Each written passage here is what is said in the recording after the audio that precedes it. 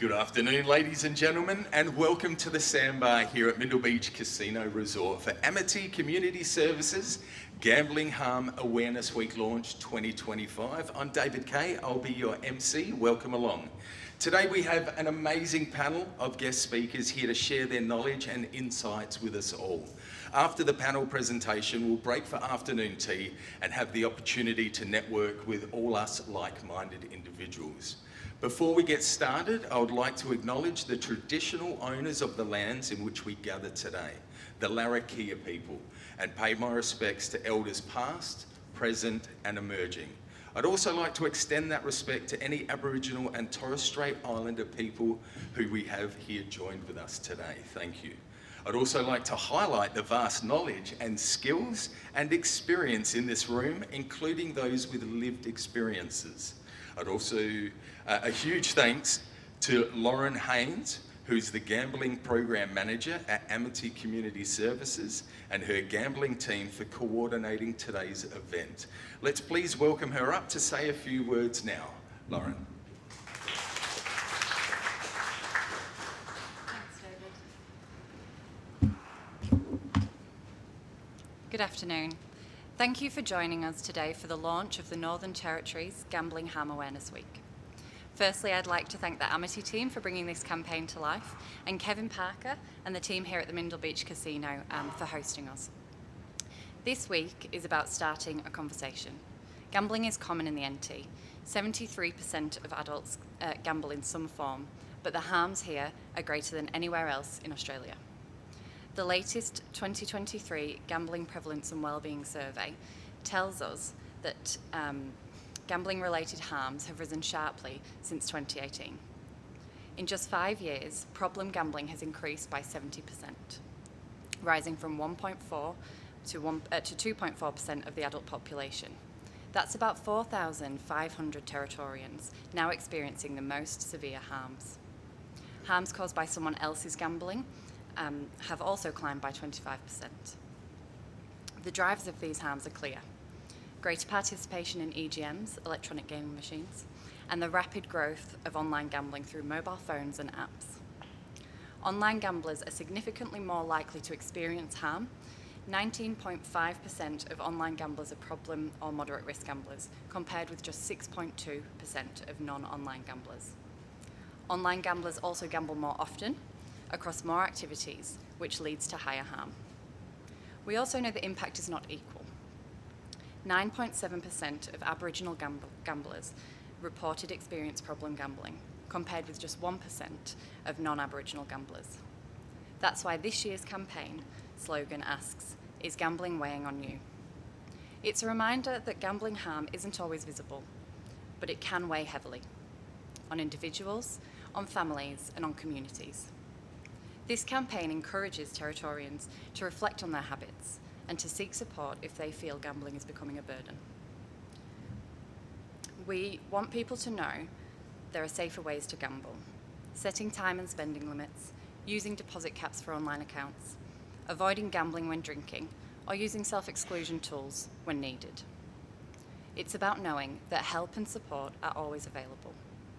Gambling harm is a community issue, and by working together, we can lighten the weight it places on Territorians. Thank you for being here and supporting this important week, and for helping us spread the message. Thank you. Thank you very much, Lauren. We'd now like to meet today's panellists. So introducing from the left down, Tanya Whitehead. She's from Amity Community Services.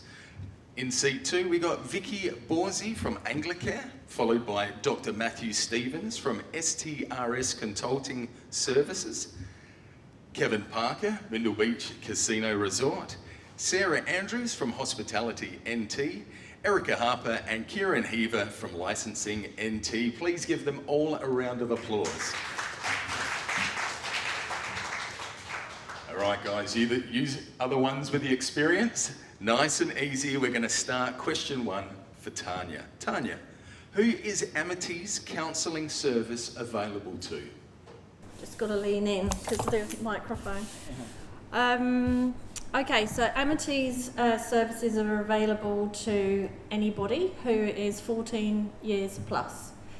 The people we see they have AOD and gambling concerns, and so that's who we see. So sometimes it can be a concerned other, like a family member. It could be corrections. It can be from the AOD unit at RDH as well. So we have lots of different referrals. You can self-refer as well. It's open to anybody. Thank you very much. Vicky, what is the process for somebody to access financial counselling at Anglicare? Hi, Anglicare is a little bit similar to Amity in that it's a free service, and anyone's that would like our service, they can just either ring the National Debt Helpline, which we have, which is sort of fairly well, it's around the territory. We've got financial counsellors here in Darwin, Palmerston, Katherine, and in Alice Springs as well, and it would just be a phone call. Perfect, thank you, Vicky. Matt, can you tell us a little about the gambling landscape in the NT? Who is most at risk of experiencing harm from gambling? Sure, thanks. Well, I've been involved in gambling research in the NT since 2006, so coming up to 20 years. And I guess over that time, the NT's always differentiated itself a little bit from other states due to our sort of dispersed population, very high percentage of Aboriginal people and experiencing disadvantage, that group. Generally over the last 15, 20 years, it has changed a little bit, particularly with the advent of mobile phones and online gambling. In the past, everything was a more or less a land-based sort of approach. So we had our lotto, we had our scratchies, and then pokies came in 1996 up here in the NT. So some of the key risk factors, I guess, that Lauren already highlighted a little bit, they've been pretty consistent over the last 20 years in Australia. In terms of demographics, we have sort of younger people, so under 30 years of age, tend to be more experience problems with their gambling. Men, rather more than women, experience more problems, and particularly up here, our Aboriginal population experiences much higher levels of gambling harm, and that is borne out in the survey, but also in research I've done in remote communities. So I think in addition to the demographics, we have pokies, which are the key harm for gamblers, basically. So when we look at weekly pokey players, for example, around 40% of them are classified as experiencing problem gambling, and that jumps up to around 55% for problem and moderate risk gambling once if you're a weekly pokey player. So online gambling, as I mentioned, is one of the other changing things that we're seeing, and the growth of online gambling, it was again apparent in the most recent survey, and this group also experiences significant harms with their gambling. Fantastic, Matt. Thank you very much. Kev, can you tell us how you address gambling harm minimisation here at Mindil Beach Casino Resort? Yeah, sure. So we do it a lot of different ways, but to sum it up, how I would say we deliver it is compliance-based but customer-focused. So the compliance side of things in your legislation is how and what we should be doing, but I think what we're specialising is how we're delivering that and engaging with the patrons. So we have a personalised approach with that now, and we have more people on the floor, we have more trained staff to have these initial conversations, and we also are big advocates for the multi-venue self-exclusion, taking a breather, taking a break. Whenever you come into the casino, we have a look around, there'll be health promotion sort of everywhere in prominent positions. We go through quite a lot.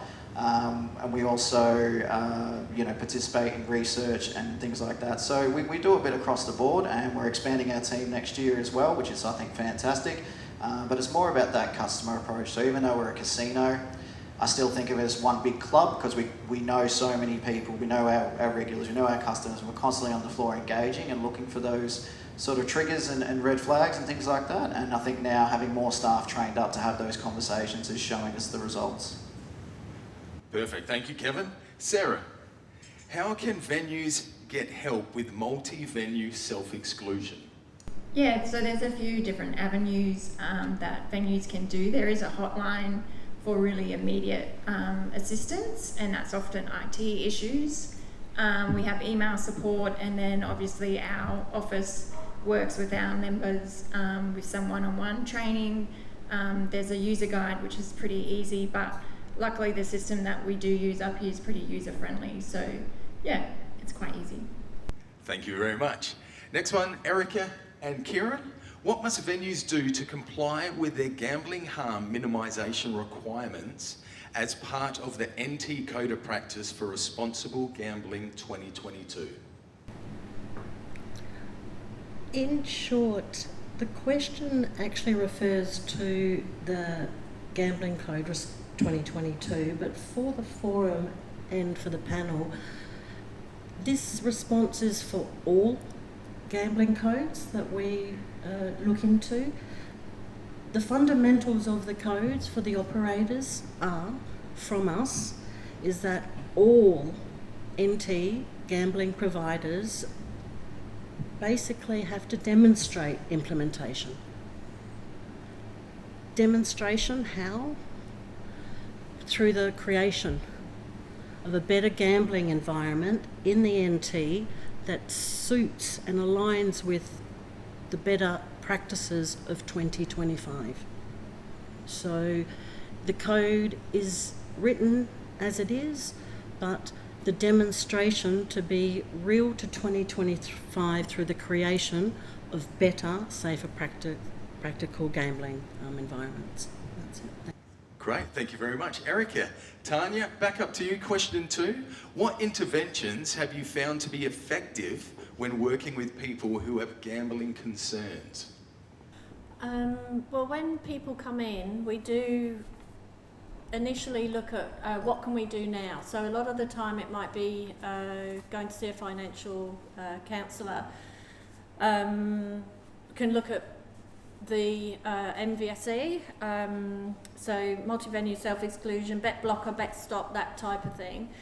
So that's sort of what can we do now, but we really are looking at the client's needs. That's what comes first, and finding out what they want to do, because abstinence isn't always what everyone wants to do or what they can do. But actual therapies that work, we found CBT, cognitive behavioural therapy, motivational interviewing, mindfulness. There's a lot of anxiety, there's a lot of avoidance with gambling behaviour. Lapse, relapse, and also to really get a good grounding of the person, bring focus back on the person, not them as a gambler, but as what are your goals, what are your values, get to really get a sense of self. So and then look at supports, what supports are available for that person, because everybody has individual supports, and also looking at the risks, like what is creating the risks for you, and how do we mitigate risks. So what we're looking at is harm minimisation. Thank you, Tanya.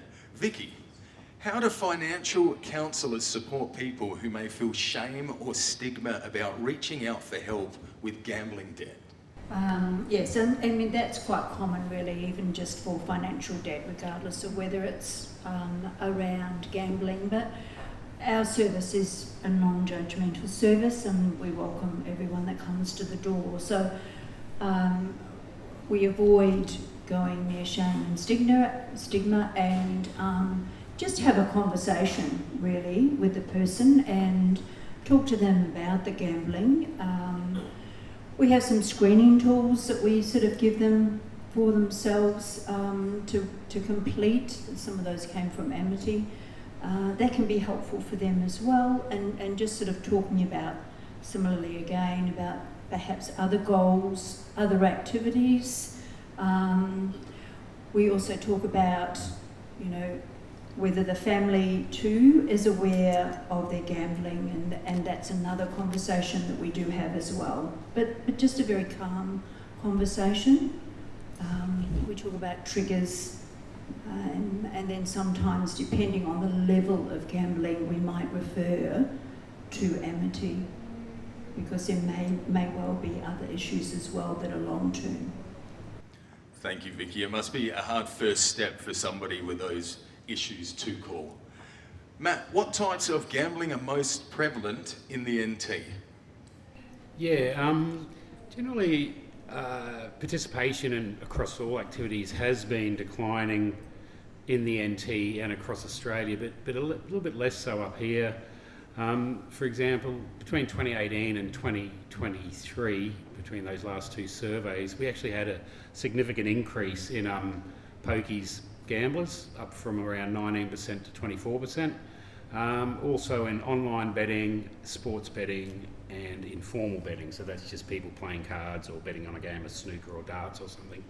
And I guess interestingly though, these sort of four activities probably are considered the most risky form of gambling and developing problems for yourself, so that's quite important. And like that increase in online gambling was from around 9% to 16%, and that's significant in the sense that we know with online gamblers, which Lauren did mention, that they tend to play a lot more activities and therefore gamble a lot more, so it predisposes them to more experience of gambling problems.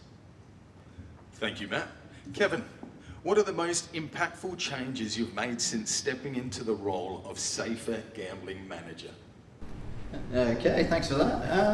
What I would think, for us in the last 12 months, this journey of Mindil Beach, I think it's now come to the forefront. Safer gambling, harm minimisation is part of the daily routine here, whereas it previously sort of felt like an add-on, like extra work. So I think what I've really been proud of is bringing it to the forefront, having the staff now really upskilled and ready to go, and not avoiding these types of scenarios just because they didn't have the confidence and things like that. So that's been really good for me, is bringing it to the forefront and establishing its own department now, I guess is a really good thing as well. So it's been recognised that, you know, there is a need for that and the growth for that. So yeah, I think just bringing it out of the shadows and you know, removing the stigma around, you know, people reaching out and having a chat, but most importantly, empowering the staff to help out with our customers when we need. Thank you very much. Sarah, what happens when you receive an application for multi-venue self-exclusion? So right now in the NT, that has to be done in person, face to face. So yeah, they can either do that at their nearest venue, at a support service such as Amity, or at our office in the city. So yeah, we take them through what the multi-venue self-exclusion system is, the fact that it's sort of a legal document, what they're entering into, steps like validating the person, their ID, how long they want to self-exclude from, what venues they want to self-exclude from, and what forms or parts of gambling they want to self-exclude from.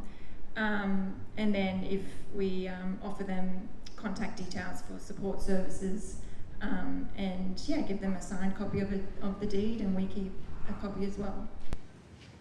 Thank you, Sarah. Erica and Kieran. Kieran, how does licensing NT support venues to meet these requirements? Yeah, thank you, David. One of the advantages we've got as a team is that between the four of us, we've actually got about 70 years industry experience.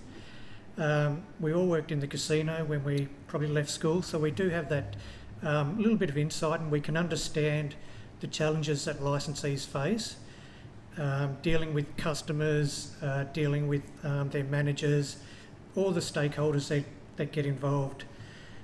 But it basically comes down to our regulatory principles. We're there to support industry, and that's what we always keep in the back of our mind. It's really, one thing that we really push hard is that licensees need to implement their own procedures. So it's great to have these procedures, but if you don't implement them, then you're kind of wasting your time, or we feel like you're wasting your time. So we really drive and educate our licensees. We try and talk about the intent of the legislation. The legislation itself, as I think everyone can appreciate, is the best part of 30 years old. So it's a little bit out of date, but we try and understand the intent of the legislation, and we pass on that knowledge to the licensees. Thank you, Kieran. Back to Tanya, we're halfway through. Question 3.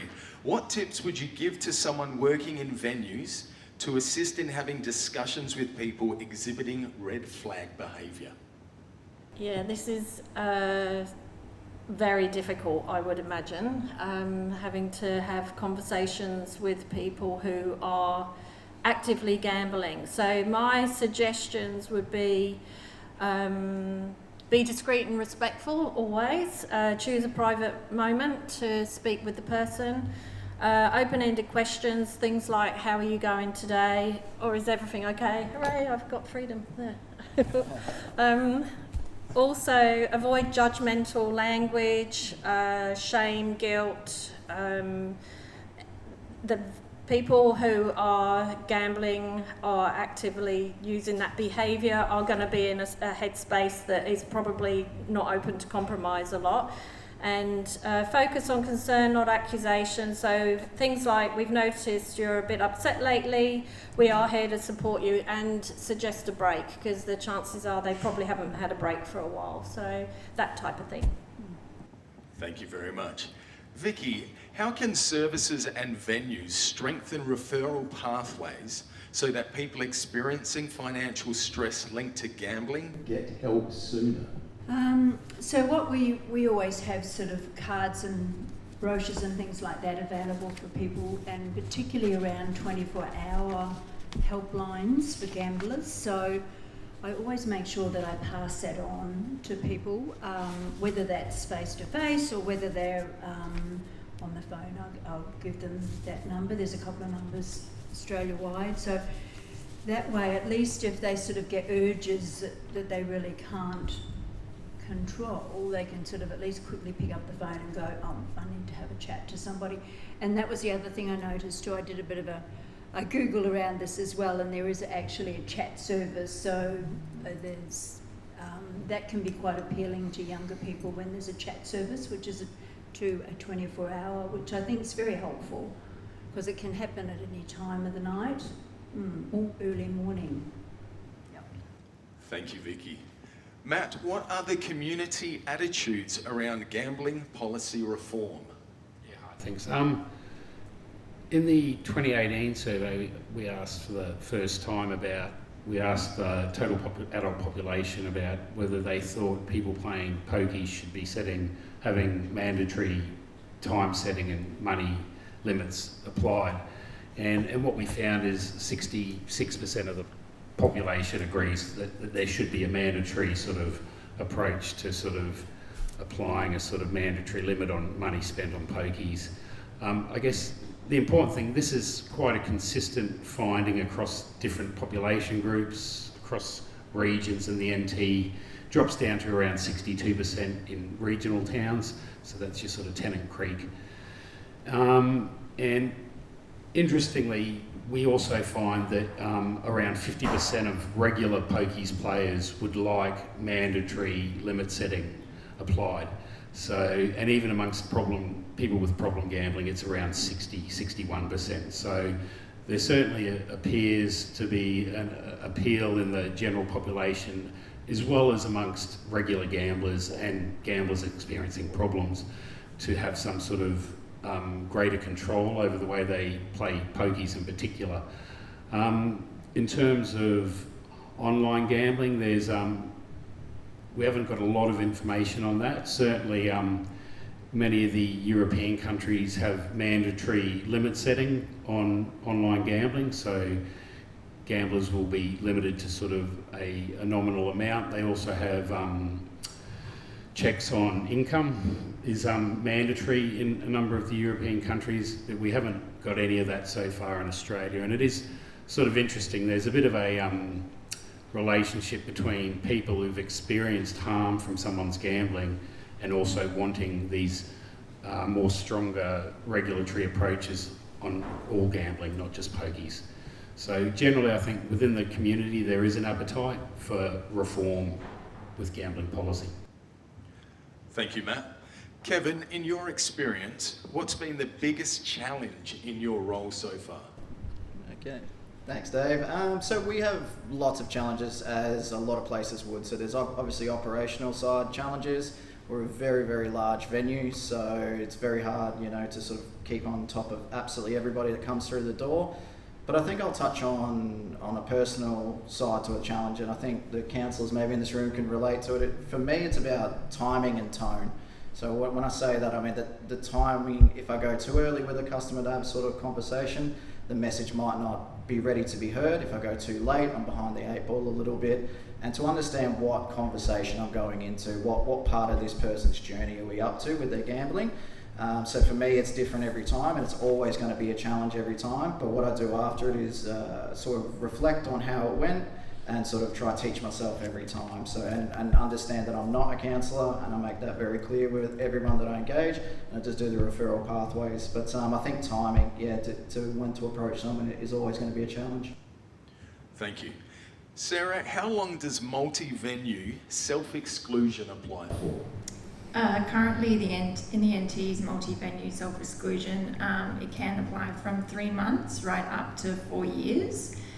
So it's at the discretion of the person seeking the self-exclusion what they choose. I just try and make it as easy as possible for them. It only takes about 10 minutes to do. So so just really up to them at their discretion. But you know, if it's an annual thing, you know, it only takes 10 minutes and you can come back in and do it again if your circumstances have changed. Just on the red flag behaviour point, given our industry is really transient, I think it's important we try and inform our members that all their staff, regardless of their roles, need to know about sort of the red flags. Even we've had situations, you know, Friday night, busy bar, and someone can come up to a bar staff and say, I want to self-exclude. So they need to have processes in place with all their staff and management on how to treat that. Brilliant, thank you very much. Erica and Kieran, noting that gambling harm is a national conversation, what consideration does the NT give to other jurisdictions? Thank you, David. In short, constant consideration to other jurisdictions. A little bit of a background to Kieran and my role. Before we took over the Gaming Machine Act last year, ladies and gentlemen, our senior gaming inspectorate role was originally born off the national conversation around the Royal Commissions. There was no secret to that. The director at the time said that they wanted to create refreshing roles in the government that only oversaw, at that time, casinos, in light of the national consideration about the harm associated with the results that were highlighted in those reports. So from there, Kieran and I we don't just back our knowledge, we give constant considerations nationally. This casino itself was the first casino after Tasmania, for everyone in the room. So it was it's been born here since 79. Without national consideration, ladies and gentlemen, the NT would be strange to not consider the landscape out there. A baccarat player is the same player that comes to Darwin and comes to Melbourne, full stop. One great consideration we had for nationally was when we had the opportunity to re-look at and rewrite the casino code, and we looked in breaks in play, and we are definitely aware of pre-commitment. Nationally, it is talked about.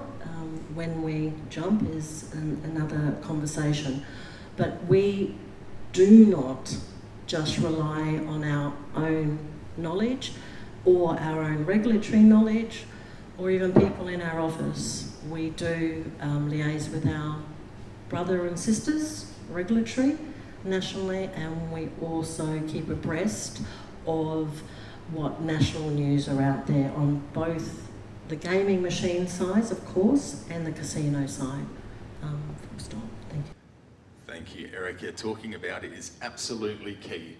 Final question for the panellists. Tanya, can you tell us about the gambling harm minimisation trainings Amity provide? Who can access this and how? Yes, we offer red flags training, which is via our website. And so it's red flags and supporting self-exclusion training, which is responsible gambling training for operators, regulators and gaming staff. This is an online module accessible anytime for the convenience of gaming staff, but can also be delivered in person if requested. This training is a requirement for gaming staff working in the NT under the NT Code of Practice for Responsible Gambling 2022. I think it's about an hour. And we also offer Gambling Go Easy. That's for staff and clients, anybody affected by gambling harms. That's delivered face-to-face and online. And we also go out to schools as well. We do a school session and we look at how gaming, so first of all we would look at the brain, then we'd look at how gaming can lead into gambling. There's a lot of gambling behaviours in games, the gaming, online gaming. So yeah, which is always, and the kids are actually clocking onto that now. I've noticed there's been a bit of a change. So yeah, we offer quite a lot of training. Thank you. Vicky, what simple money management tools or strategies can people put in place straight away to limit gambling losses? Okay, so there's quite a few actually that for the industry that's actually regulated in Australia. There's the Bet Stop, which is the online can stop your betting. The banks are quite good. They'll sort of can limit, people can sort of go into the banks and have that conversation with the banks and sort of limit what is actually gambled, and they can also put stops on debit cards and that type of thing as well. So there's a few things there. We've got people that work at East Arnhem, and it's been raised sort of on a regular basis that the difficulty there with gambling is that unregulated, the overseas gambling industry is rife, and that is really causing a problem. We've raised it with our professional body as well, Financial Counselling Australia, and they are taking that to government, but that seems to be, it's just worked its way into the community, and some of them are very remote communities, but they've all got mobile phones and gamble a lot of money through unregulated overseas services. So that's a huge problem that we're seeing. The gambling industry in Australia provides quite a bit of support for clients. It's very good. Thank you, Vicky. Matt, who's most at risk of experiencing harm from gambling? Yeah, hi, thanks. I guess there's two concepts, I guess, when we talk about gambling harm. There's problem gambling, which is the individual and how their gambling's affecting them. But it's sort of around 10, 12 years ago, actually working with Amity, we developed a scale to measure different harms. And we wanted this scale to be able to be used with both an affected person and the gambler. So it's sort of been getting refined over the last 10, 12 years. There's a report on the NT government website if anyone wants to have a look. But I guess we collect around 20 different harms, and these cover things like emotional, psychological harms, relationship, family harms. We have financial harms, which are very common, and then there's also work-study type harms, so where gambling's affecting someone's work, and the other one is criminal harms, which are a bit more extreme, that occur at lower rates. So things we ask about is how often you're feeling stressed because of someone's gambling or because of your own gambling.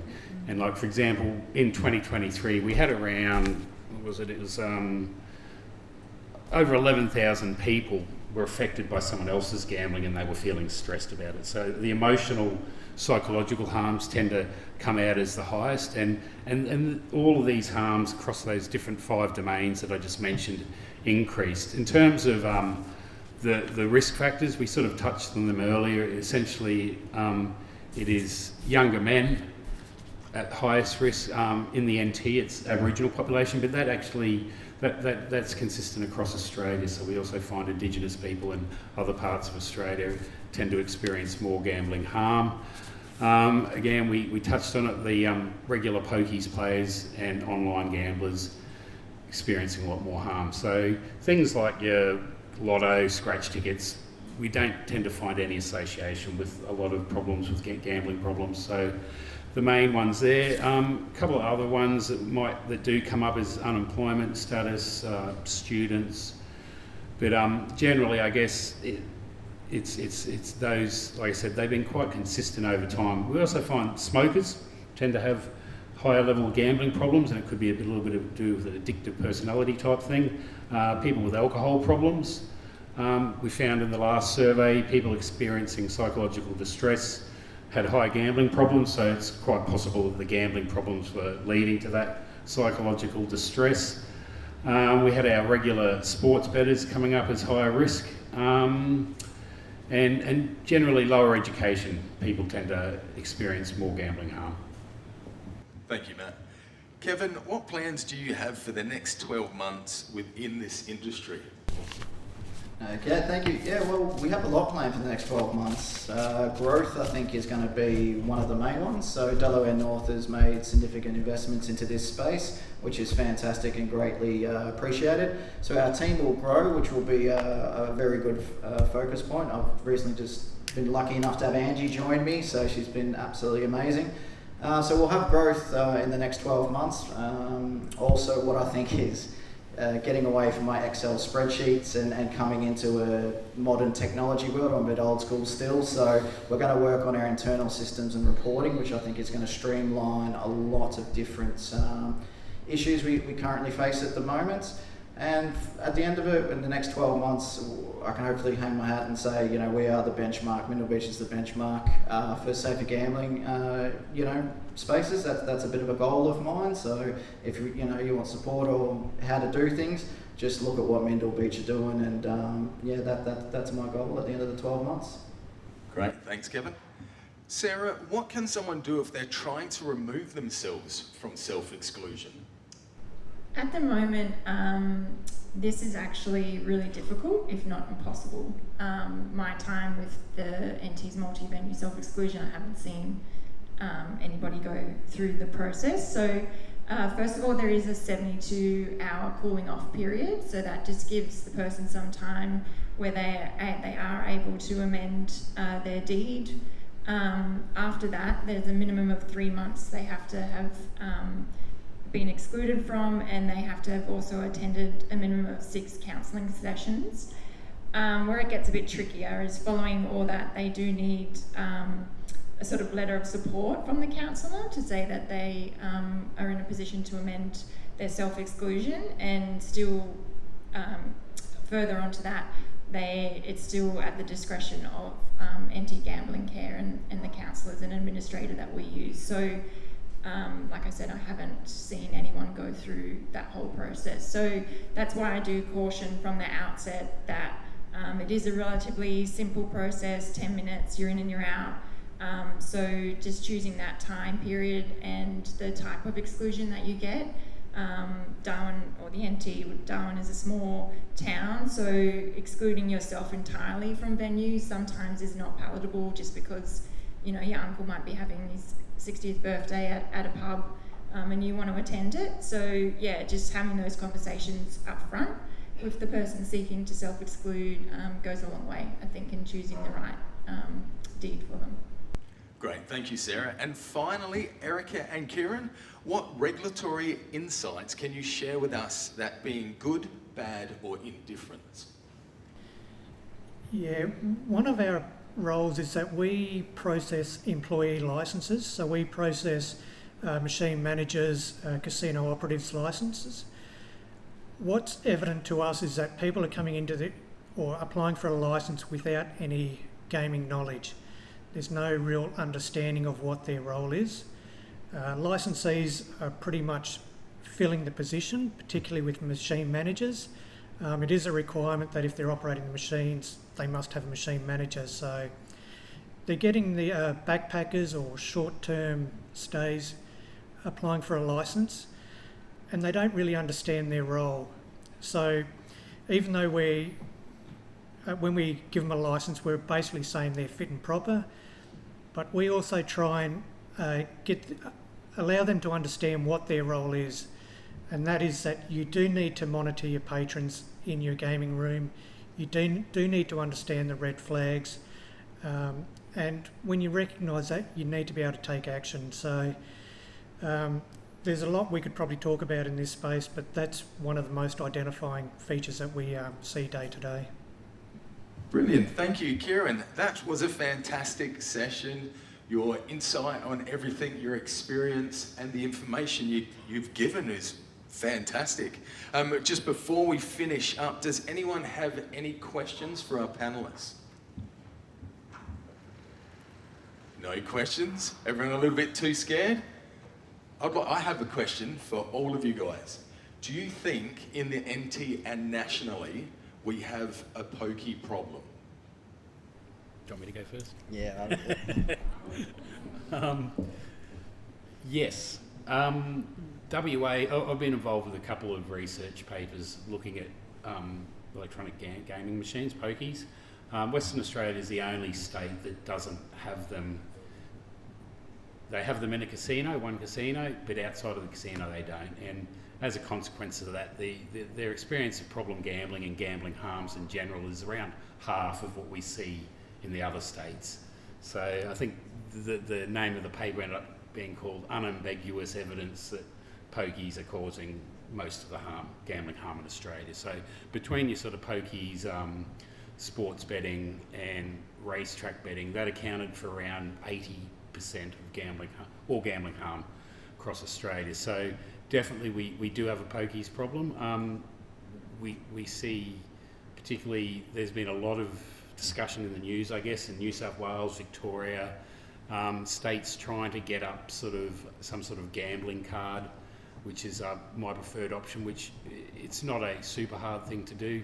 It's just basically a credit card that you have a specific EFTPOS code type thing, codes that can only be done on gambling, and you can have that to set limits. It's but as we've seen in Tasmania, we're planning to introduce one, but then last minute did a backflip. So it gives you an idea of the clout that the gambling lobby, and particularly the pokies people, have on politicians. So it's a difficult space, and trying to get that balance, I guess, as we say, we'd rather have a regulated gambling market than an illegal sort of non-regulated market. But at the same time, I think it's only a consumer protection model needs to be at the forefront, and I think that can be applied across all gambling products, not just pokies. If you have that at the forefront, then I think it's people are more likely to gamble, because I guess the industry wants to be sustainable. They don't want to have harmed customers that then don't come back. So they want to have people that can sort of enjoy a product and continue enjoying that product without harming themselves or others. So yes. Brilliant. And I guess with everything you guys have in place, that is going to limit all the harm for gambling. So well done. Thank you very much. Any questions from you guys? All right. Listen, once again, I want to thank you individually. Tanya Whitehead, Amity Community Services, thank you very much. Vicky Borzi, Anglicare. Dr. Matthew Stevens, STRS Consulting Services. Kevin Parker, Mindle Beach Casino Resort. Sarah Andrews, Hospitality NT. Erica Harper and Kieran Heaver, Licensing NT. Let's give everyone a round of applause. You did a fantastic job. You're all now off the hook. Listen, thank you all for taking your time out today to attend this launch. We hope you found it very valuable with what everything has been said. I'm now going to hand you back over to Lauren Haynes from Amity to say a few words before we finish up, but have a great week, everybody. Lauren. Thanks, and thank you to everyone on the panel. That was really insightful and great to hear from all the different voices that make up the gambling landscape in the NT. So thank you. So as we come to the close of today's launch, I want to sincerely thank all of you for being part of this year's Gambling Harm Awareness Week. This week is about more than awareness. It's about connection, conversation, and action. We've heard today how gambling harm continues to weigh heavily on Territorians. The data is clear, but so too is the opportunity for change when communities, services, venues, and individuals work together. Our theme this year is Gambling Weighing on You. It's not just a question, it's an invitation to check in with ourselves and to check in with those around us and to take steps to reduce harm and lighten the load. I want to again acknowledge the dedication of the Amity team, particularly Stacey and Louis for bringing this campaign together, and thank the Mindle Beach Casino team for hosting us. And to each of you, community organisations, regulators, service providers and venue operators, thank you for the role that you play in raising awareness and supporting gambling harm reduction in the Territory. Let's continue to share these messages beyond today, across workplaces, communities and families. The more we talk about gambling harm, the less stigma there is, and the more likely people are to reach out for help. Together we can build a Territory where gambling harm is recognised early, support is accessible, and individuals and families are supported to live healthier, safer lives. Amity offer a range of training and resources, as Tanya mentioned, that can help support you and your teams to have these conversations with your clients and communities. So please reach out to one of our team if you'd like to know more about those. We also have resource packs on the table at the back, so please feel free to take one of those and you can pop them up around your organisation. Thank you again for joining us today and for your ongoing commitment to minimising gambling harm in the Territory. Thank you. Once again, thank you to our panellists and also everyone coming and to Amity. Please be aware there's a QR form on the tables for your feedback. If you'd like to say anything, put your feedback through, that would be great. Let's get some afternoon tea and mingle around with everybody.